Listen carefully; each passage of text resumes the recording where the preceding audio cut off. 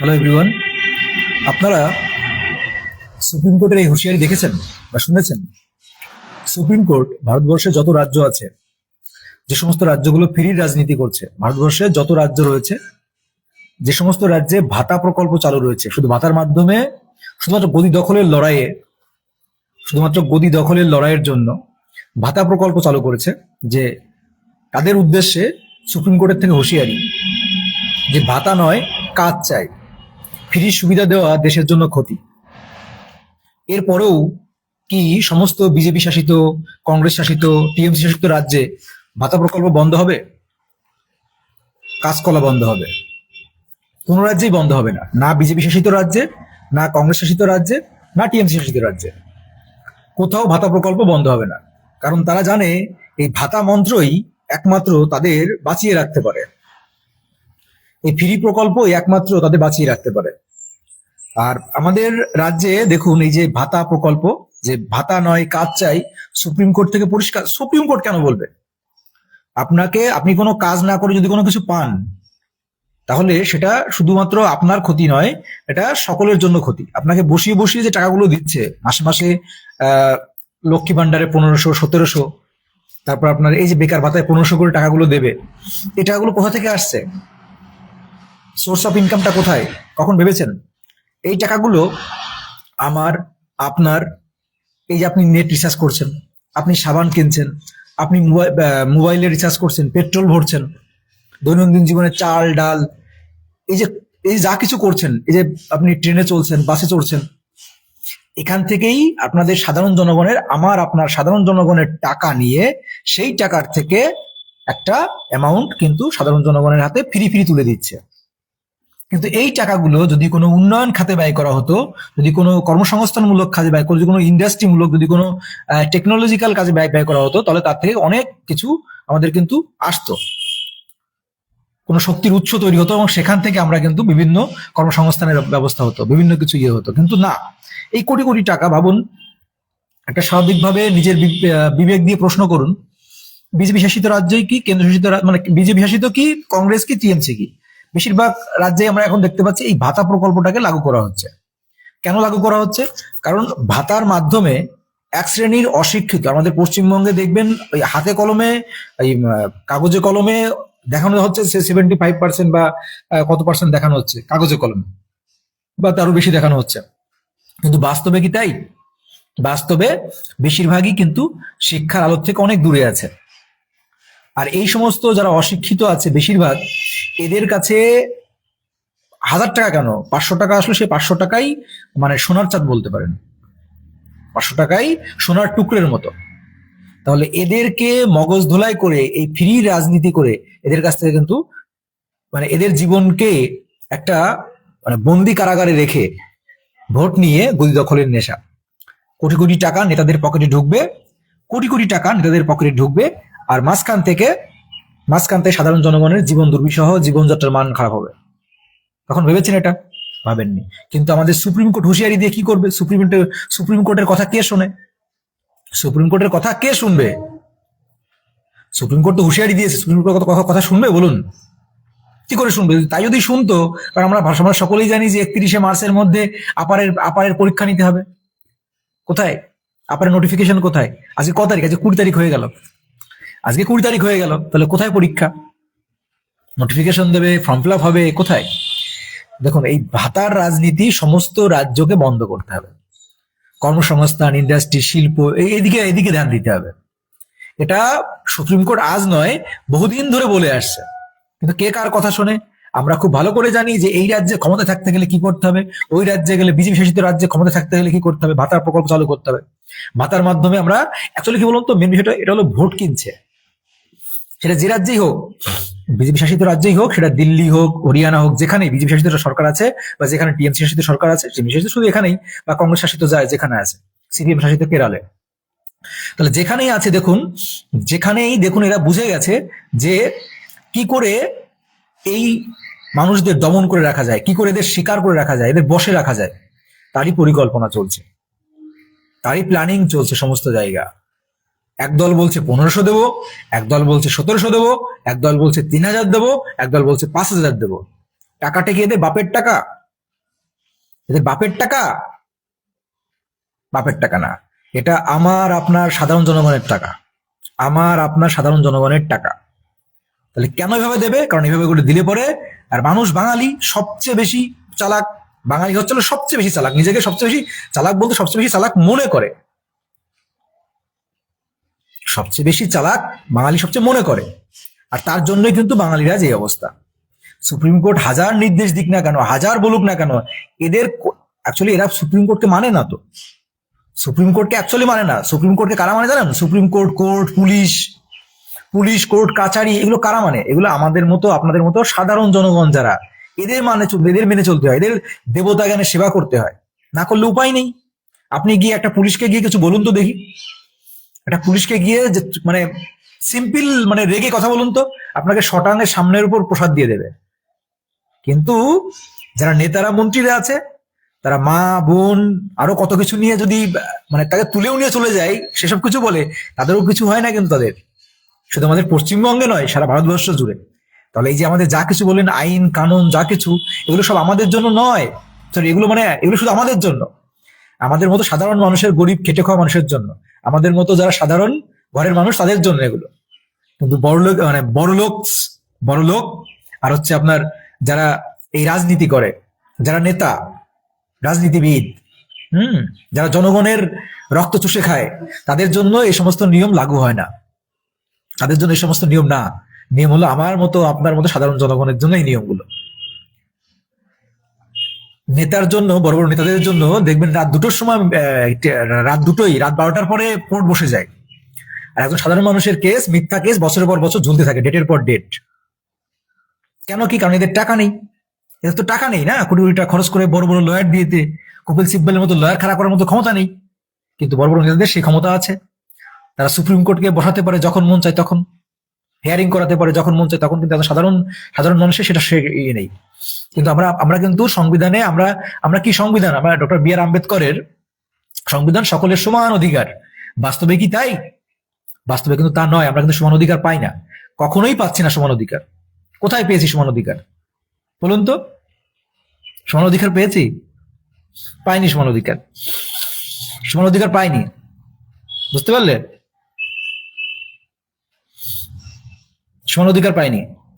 আমাদের শুধুমাত্র কি বলুন তো? আমাদের শুধুমাত্র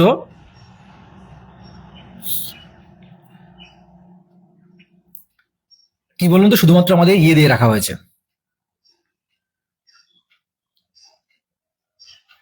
পেয়েছি সমান অধিকার বলুন? সমান অধিকার পেয়েছি? সমান অধিকার পাইনি, আর পাবও না। সাধারণ জনগণের জন্য সমান অধিকার নয়, সাধারণ জনগণের জন্য সমান অধিকার নাই। সমান অধিকার শুধুমাত্র যারা নেতা মন্ত্রীরা আছে তাদের জন্য সমান অধিকার, শুধুমাত্র নেতা মন্ত্রীদের জন্য সমান অধিকার। শুধুমাত্র নেতা মন্ত্রীদের সমান অধিকার। সমান অধিকার শুধুমাত্র নেতা মন্ত্রীদের জন্য, আমাদের জন্য নয়। আমাদের মতো খেটে খাওয়া মানুষের জন্য সমান অধিকার নয়। শুধু এটুকুই বলবো যে এই ভাতার রাজনীতি বন্ধ হোক, এই ভাতার রাজনীতি বন্ধ হোক। ভাতার রাজনীতি বন্ধ হওয়া উচিত, বন্ধ হওয়া দরকার। আজ দেখুন হাজার হাজার লাখে লাখে ছেলে মেয়ে ভাতার লাইনে দাঁড়িয়েছে। দেখবেন আমাদের আমাদের দিদি তো বলেন যে আমাদের রাজ্যে 45.65% বেকারত্ব কমিয়ে দিয়েছি। আপনার 27 তারিখ পর্যন্ত আসতে দিন, 27 তারিখ পর্যন্ত আসতে দিন, তারপরে বুঝতে পারবেন যে আমাদের পশ্চিমবঙ্গে কি পরিমাণে বেকার আছে। আমাদের পশ্চিমবঙ্গে যে কি পরিমাণে বেকার আছে সেটা বুঝতে পারবেন। আর এক শ্রেণীর যারা ভক্ত, তাদের উদ্দেশ্য বলবো, যারা বিভিন্ন ভক্ত, মানে ভক্ত বলতে আমি বলতে চাইছি কেউ টিএমসি প্রেমী, কেউ বিজেপি প্রেমী, কেউ কংগ্রেস প্রেমী, কেউ আইএসএফ প্রেমী, বিভিন্ন প্রেমী আছে। হ্যাঁ, মানে এরা হলো ভক্ত, অন্ধভক্ত, বিজেপির অন্ধভক্ত, টিএমসির অন্ধভক্ত, সিপিএম এর অন্ধভক্ত। কিন্তু এই অন্ধভক্ত হয়ে কি কোনো লাভ আছে? যদি আমার যদি ভালো না, এখন আমাদের সাধারণ মানুষ হিসেবে আমাদের কি নীতি হওয়া উচিত? আমরা সাধারণ জনগণ, আমরা তো নেতা না, আমাদের পকেটে তো উল্টো পিছন দিক থেকে কোটি কোটি টাকা আসে না, আসে। আমরা সাধারণ জনগণ, তার আমাদের নীতি কি হওয়া উচিত? যে ভালো কাজ করবে তাকে ভালো বলবো, যে ভালো কাজ করবে তাকে রাখবো, যে খারাপ কাজ করবে তাকে তাকে ছুড়ে ফেলে দেবো। এটাই তো নীতি হওয়া দরকার। এটাই তো নীতি হওয়া দরকার, যে ভালো কাজ করবে তাকে রাখবো, যে খারাপ কাজ করবে তাকে রাখবো না, তাকে দূরে ছুড়ে ছুড়ে ফেলে দেবো, সে যে সরকারই হোক না কেন, হোক না কেন টিএমসি, হোক না কেন বিজেপি, হোক না কেন সিপিএম। যে ভালো কাজ করবে তাকে রাখতে হবে, যে খারাপ কাজ করবে তাকে দূরে ছুড়ে দেবো, তাই তো নিয়ম। কিন্তু না, কিন্তু আমরা কিন্তু সেটাই বিশ্বাসী না। আমরা বিশ্বাসী, অন্ধভক্তে বিশ্বাসী। কে কি বললো, কোন সভা থেকে কি বললো সেটাকে বিশ্বাস করে নিয়েই কিন্তু আমরা আজ চলছি। তো এখান থেকে আমাদের বেরিয়ে আসতে হবে, এই ভাতার রাজনীতি বন্ধ করতে হবে। আজ বছরের পর বছর যে রিক্রুটমেন্ট গুলো ঝুলে আছে সেই রিক্রুটমেন্ট গুলো শেষ করতে হবে। ভাবুন, আজ 10 বছর ধরে এসএলএসটি নিয়োগ বন্ধ। 10 বছর পরে যাও না চালু হলো, যাও না হলো, ললিপপ দেওয়া হলো সামান্য 10-12 হাজার, তাও অনেকেই 60 পেয়ে, মানে 100% নম্বর পেয়েও সে মেরিট লিস্টে আসতে পারছে না। আজ প্রাইমারি টিচার রিক্রুটমেন্টের কথা ভাবুন, প্রাইমারি টিচার রিক্রুটমেন্টের কথা ভাবুন না, প্রাইমারি টিচার রিক্রুটমেন্টের কথা ভাবুন একবার। 7 বছর 8 বছর নিয়োগ বন্ধ। আর যারা 22 টেট পাস করেছে, 23 টেট পাস করেছে, 14 টেট পাস করে, 17 টেট পাস করে রয়েছে, বছরের পর বছর রিক্রুটমেন্ট গুলো ঝুলিয়ে রেখে দিয়েছে। একটা রিক্রুটমেন্ট করতে 5-7 বছর 8 বছর লাগিয়ে দিচ্ছে, তার নামে মাত্র ললিপপ 13,400, যেখানে লক্ষ লক্ষ শিক্ষক শূন্য পদ রয়েছে। স্বয়ং দিদি ঘোষণা করেছেন, স্বয়ং দিদি ঘোষণা করেছেন যে আমাদের লক্ষ লক্ষ শূন্য পদ রয়েছে। আপনি পার্শ্ববর্তী রাজ্য বিহারে দেখুন, 2 বছরের মধ্যে 3.5 লক্ষ শিক্ষক নিয়োগ করেছে। আবার আবার আবার 0.4, বিহার টিচার রিক্রুটমেন্ট 0.4 হতে চলেছে, 0.4 হচ্ছে, সেখানে নিয়োগ হচ্ছে, বছরের পর বছর নিয়োগ হচ্ছে। আবার আবার প্রায় 50,000 নিয়োগ দিয়েছে। প্রতি বছর লাখ লাখ নিয়োগ করছে, তারপরে 50,000 নিয়োগ দিয়েছে। আর আমাদের রাজ্য 7-8 বছর পরে মাত্র 13,000 ললিপপ দিয়েছে। তাও আমাদের শিক্ষার্থীরা সংশয় রয়েছে যে এই নিয়োগ কি ভোটের আগে শেষ হবে, সংশয় রয়েছে যে এই নিয়োগ কি ভোটের আগে শেষ করতে পারবে, শেষ হবে, শেষ হবে না। কারণ যে যে রকেট বেগে ইন্টারভিউ হচ্ছে, মাঝে মাঝে 10-15 দিনের গ্যাপ দিয়ে ভোটের ঘোষণা হয়ে যাবে। তখন বলবে ভোট পার হয়ে গেলে পরে আমরা তোমাদের নিয়োগ করাবো, তখন বলবে ভোট পার হয়ে গেলে আমরা নিয়োগ করাবো। আর ভোট পার হয়ে গেছে, এখন যে 10 বছর ধরে 15 বছর ধরে যে ললিপপ প্রতিশ্রুতি পাচ্ছি, 10 বছর 15 বছর পরেই এই ভোট পার হয়ে গেলে সেই ললিপপ প্রতিশ্রুতি চলবে। আন্দোলনের পর আন্দোলন চলো, তাতে তাতে তাতে সরকারের কিচ্ছু যায় আসে না, তাতে সরকারের কিচ্ছু যায় আসে না। তাহলে ভাবুন, এর থেকে কি কলঙ্কময় অধ্যায় কিছু হতে পারে? ভক্তগুলো বলুন, যারা ভক্ত আছেন, স্পেশাল আছেন ভক্ত, আপনারা এর পরেও এই যে পুলিশের রিক্রুটমেন্টের কথা ভাবুন, একটা রিক্রুটমেন্ট করতে 4-5 বছর লাগিয়ে দেয়। আপনি পিএসসি রিক্রুটমেন্টের কথা ভাবুন, পিএসসি ক্লার্কশিপ, মিসলেনিয়াস, নামে মাত্র ললিপপ দিয়ে তাও বছরের পর বছর ঝুলিয়ে রাখছে। তাহলে এগুলো বলতে গেলে আপনি হয়ে যাবেন বিরোধী, আপনি হয়ে যাবেন কোনো দলের পক্ষে, আপনাকে কোনো দলের ট্যাগ লাগিয়ে দেওয়া হবে। তাহলে এর থেকে জঘন্যতম অধ্যায় বলে আমার তো মনে হয় ইতিহাসে, আমি বললাম না, এর থেকে সিপিএম এর আমলে 1000 গুণ ভালো ছিল, সিপিএম এর আমলের থেকে কয়েক হাজার গুণ ভালো ছিল। প্রতি বছর বছর রিক্রুটমেন্ট হতো, প্রতি বছর বছর শিল্প কর্মসংস্থান ছিল। আপনারা এই এই যে বর্ধমান, দুর্গাপুর বর্ধমান, যেখানে বিভিন্ন দেখবেন বিভিন্ন ইন্ডাস্ট্রি, মানে বিভিন্ন কয়লা কারখানা, বিভিন্ন কারখানা, সেখানে আমার আত্মীয় বাড়ি আছে। তো সেখানে এখন মামা আছে, তিনি বলেন যে একটা সময় যে এই মানে যখন সিপিএম এর আমল ছিল তখন এখানে মানে এত কারখানা ছিল, মানে মানে 400-500-র উপরে কারখানা ছিল। আর সেখানে মানে এখন 50% নেই, সব বন্ধ হয়ে গেছে। তাহলে এর থেকে জঘন্যতম অধ্যায় কিছু হতে পারে না, এর থেকে বাজে চ্যাপ্টার কিছু হতে পারে না, এর থেকে বাজে চ্যাপ্টার কিছু হতে পারে না। এই ভাতার রাজনীতি সমস্ত রাজ্যকে বন্ধ করতে হবে, সেটা বিজেপি হোক, সেটা টিএমসি হোক, সেটা কংগ্রেস হোক, যে যে ভারতের যত যত যত জায়গায় ভাতার রাজনীতি চলছে। এই যে আপনাদের ভোটের আগে নিয়োগগুলো কমপ্লিট না করে ভাতা চালু করলো কেন? কারণ নিয়োগগুলো কমপ্লিট করতে পারলো না। ভাতা চালু করলো এই একটাই কারণে, যে আমাদের ভোট ক্যাপচারিং করতে হবে। অ্যাকচুয়ালি পরোক্ষভাবে ভোট কিনছে, পরোক্ষভাবে ভোট আপনার কাছ থেকে কিনছে। দেখুন, অলরেডি বিভিন্ন নেতা মন্ত্রীরা শাসক দলের তারা বলতে শুরু করেছে যে যে ইয়েরা কি বলে, বিজেপি, আইএসএফ, সিপিএম, হ্যাঁ, এরা এরা কেন ভাতা নেবে, এরা বলে দিক যে আমরা ভাতা নেব না। দেখুন, এগুলো এগুলো এগুলো বলছে কেন, এগুলো বলার অর্থ কি? এগুলো পরোক্ষভাবে বলতে চাইছে এগুলো শুধুমাত্র আমরা যারা ভোট দেবে তাদেরকে আমরা দিচ্ছি।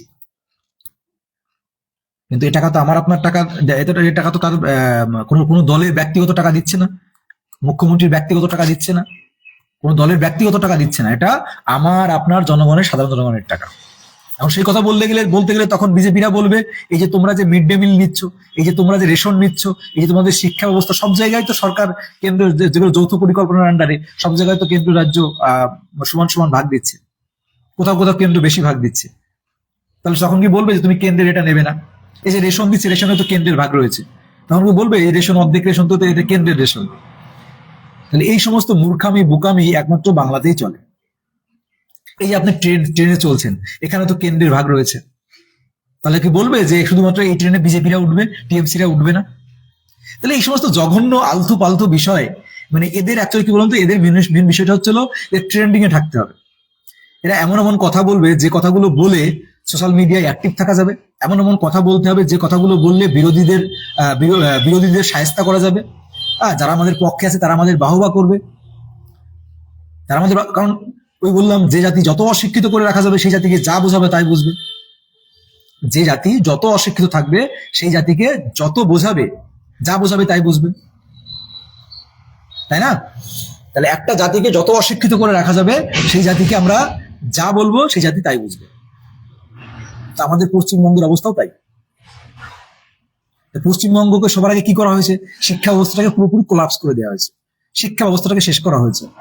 আজ আপনি যদি বিশ্বাস না হয়, আপনার বাড়ির আশেপাশে যে সমস্ত প্রাথমিক বিদ্যালয়গুলো আছে সেখানে গিয়ে হেডমাস্টারকে জিজ্ঞাসা করুন যে স্যার আপনার স্কুলে, আপনার এই বিদ্যালয়ে কজন টিচার প্রয়োজন, কজন টিচার প্রয়োজন, টিচার কি প্রয়োজন? যান গিয়ে কথা বলুন, বুঝতে পারবে। তাহলে এর থেকে জঘন্য কিছু হতে পারে না। সত্যি এটা একটা জঘন্য জঘন্য বললাম তো, জঘন্য একটা পরিস্থিতি চলছে আমাদের পশ্চিমবঙ্গে। এর থেকে জঘন্য কিছু হতে পারে না। না, জগরুটিটা ডিলিট করার দরকার নেই, জগরুটিটা থাক, জগরুটিটা ডিলিট করতে হবে না, জগরুটিটা থাক। তো যাই হোক, এটা হচ্ছে মূল বিষয়। পশ্চিমবঙ্গের যা বর্তমান পরিস্থিতি তা সত্যি ভয়ঙ্কর, সত্যি ভয়ানক। সেটা আপনারা যত দ্রুত বুঝবেন তত দ্রুত পশ্চিমবঙ্গের জন্য ভালো।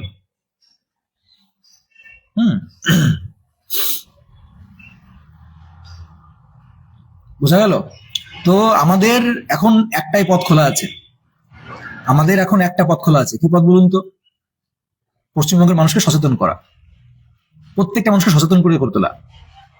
নাকি নিজের দলের প্রতি টানটা বন্ধ করুন, দল প্রীতি বন্ধ করে নিজের কথাগুলো চিন্তা করুন।